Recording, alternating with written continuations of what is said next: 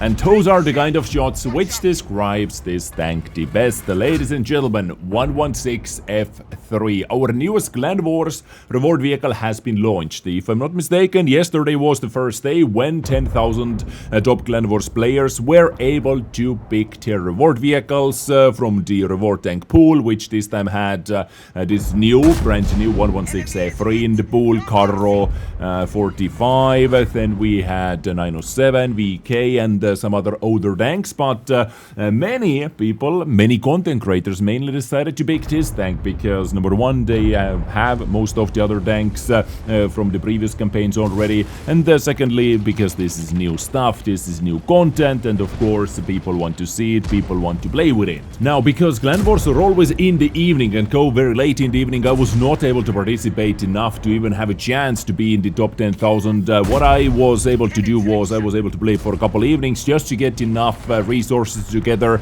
to build myself the auction permit, so I'm able to take part of the Clan Wars auction, at least featuring those tanks. So how it works is that top 10,000 players are going to be able to choose a reward vehicle from the list of Clan Wars tanks, where Chieftain was not on this time actually, and 6,000 reward vehicles will be put on the auction. And by the way, massive shout out to Dezrng clan, you guys are awesome for accepting me for those couple evenings, so I was able to get enough resources together. But guys, I don't know, like, I was honestly thinking about going after 116F3, but after yesterday when I tuned into quite a lot of content creators, quite a lot of different streams asking their opinion and looking how the vehicles behave, how this vehicle behaves, I'm not so sure if I actually want to go after this right now. Maybe I should pick up something else which I do not have from the rewards, from the Clan Wars vehicle rewards, because one guy who actually was able to get it day one was RagingRaptor, who we are watching right now. RagingRaptor is also a streamer who streams in English and also has a German channel as well, actually. And I'm going to leave links in the description, so massive shout out to you. Thank you for sharing this battle with me. And also, I wanted to get one battle from RagingRaptor together with his opinion on the vehicle after playing it for more than half the day.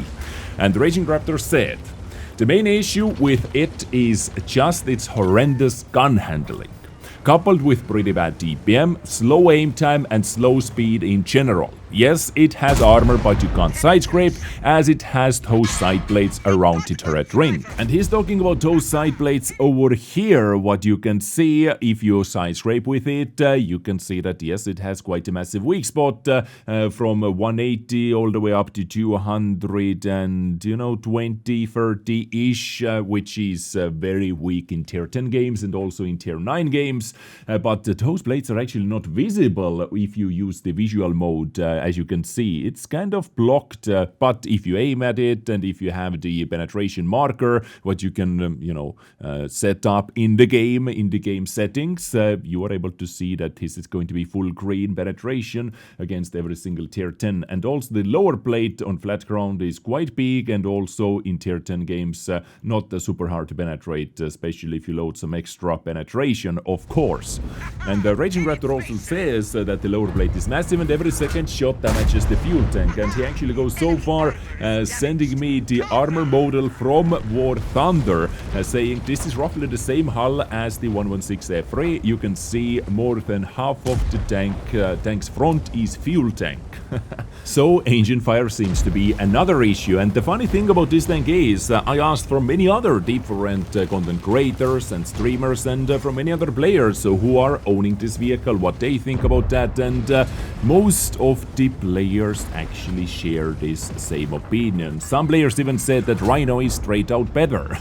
Okay, I don't know about that, I take your word for it, because I have not been able to test it out, and this is the main reason why I was gathering all the information from the players who own this vehicle, because I was not able to test it out, and I also wanted to make a video for you, so you know what this tank is. WTF is 116F3, because you are going to see those tanks on the battlefield, you want to know how to fight against it, and overall what this tank is all about, right?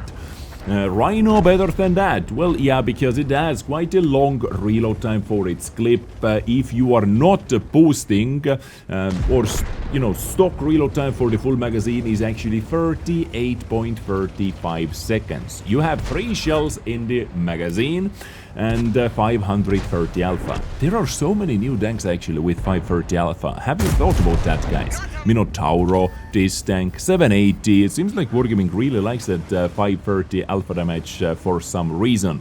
So it actually has quite a nice clip damage potential, 1590. But there is also a problem with that, right? You have 5-second intro clip reload and the gun handling. When they said about the bad gun handling, well, let's talk about the numbers a bit, guys. And by the way, this battle is played by DronSquad. Once again, thank you very much for sharing this battle with the community, for uploading it to What Replays. DronSquad is going to fight on Paris, and this is going to be kind of a perfect battle for this vehicle. Like the first clip, as you saw, beautiful 600 damage rolls. This is what you love to see from 530 alpha damage gun, right? 600 damage rolls. This is beautiful. And, very good position for this tank, even though there is one annoying IS-7, hull down IS-7, who is going to cause some troubles over here. But, while you are enjoying the gameplay action on the background, let's talk about this tank a bit more. So we talked about the damage potential. DPM is actually, stock DPM is actually under 2000, 1973. So yeah, DPM is an issue, as Raptor mentioned as well. 1590 clip damage potential, it is nice, but aiming time 2.78 seconds, dispersion 0.40. And also the stabilization numbers and all those things are actually quite bad. Moving turret reverse 0.25, just to give you a comparison, so you understand what is actually a good stabilization. When this tank has 0.25 moving and turret reverse dispersion, Super Gong, for example, has 0.12.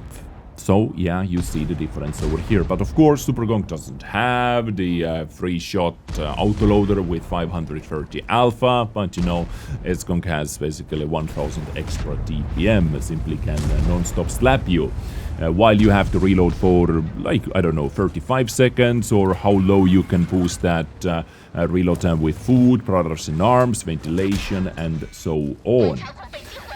So, yeah, it seems to have a little problem with the firepower. But guys, when we're talking about reward vehicles, do we really want another chieftain, right? Because this is always the expectations people have. Because we have chieftain in the game, because we have 279E in the game, because we have 907 in the game. So there is always the expectation, or maybe even fear, that this is going to be another chieftain, another 279E, the next top meta tank in the game, right?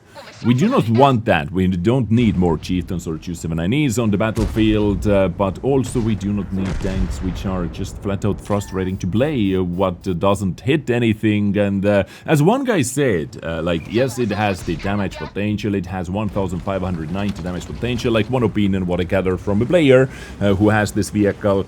But he also said one, very obvious thing. Yes, it has 3 shells in the magazine. Yes, it has 35-second reload, whatever, 1600 clip damage potential. But most of the times, unless you are in the close range, like very close range, 50 meters away from your enemy, most of the other times you are not able to even get that out of your clip because you are simply missing your shots. So yeah, that raises the question. We do not want to have extremely OP tank as the reward vehicle every single time, every single campaign, but also we do not want a vehicle which is frustrating to play when you miss most of your shots. And when we are going into the mobility, 35 drop speed, 20 moving backwards, so 20 backwards is very nice, but 35 drop speed definitely on the lower side, not the fastest tank on the battlefield, 14.38 power to weight ratio, -8 degrees of calibration though, is actually for a Chinese vehicle, is actually pretty damn nice, I would say. So Hit points 2100, but it has some armor, you know. Survivability, I feel like, yes, occasionally it felt kinda weak, but it still has the bouncing capabilities. With that -8 degrees of concentration, you can get into some hull down positions. It has commander hatches, but those are not very big, so survivability felt to be okay, at least in my opinion. Like, not impenetrable, but not extremely cheese either. You had to work a bit to get some bounces, to get a lot of bounces even, you know, you had to work a bit, yes. But overall, it felt actually quite okay. Like over here, you can see 4,680 damage bounce. There are many heavy tanks that are not able to bounce the shots this tank bounced over here. Maybe it's also that it is a new vehicle, people are spending a bit more time looking at it actually. You know, if you think about this like psychology, if you're seeing this vehicle, you have never seen any videos about that, you have never seen this tank on the battlefield, you spend a couple more seconds looking for some spots what you can penetrate, first scanning the vehicle as well. You know, this also we have to take into consideration that some players just take a bit more time trying to penetrate it or looking for the penetration angles, and many didn't know about the turret ring most likely as well, so maybe it could have been lower if players knew how to penetrate that in this battle. But yeah, overall the survivability seems like okay.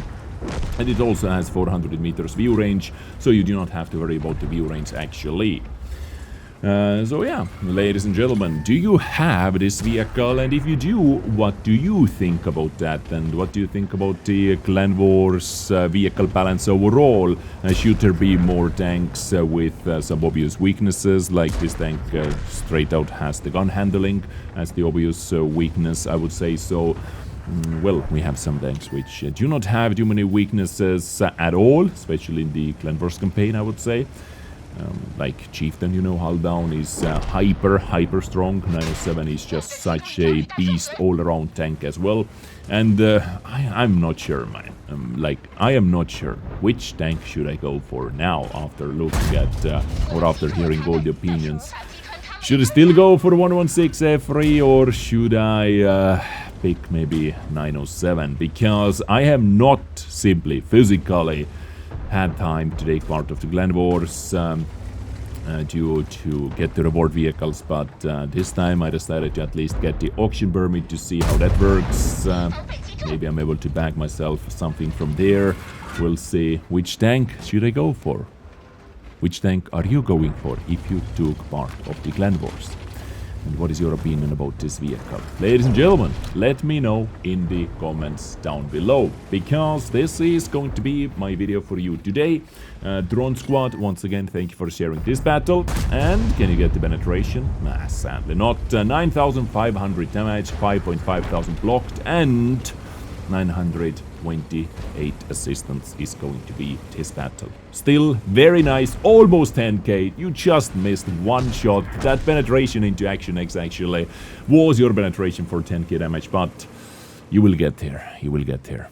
Ladies and gentlemen, thank you for tuning in. Stay awesome, stay beautiful, take care, and bye.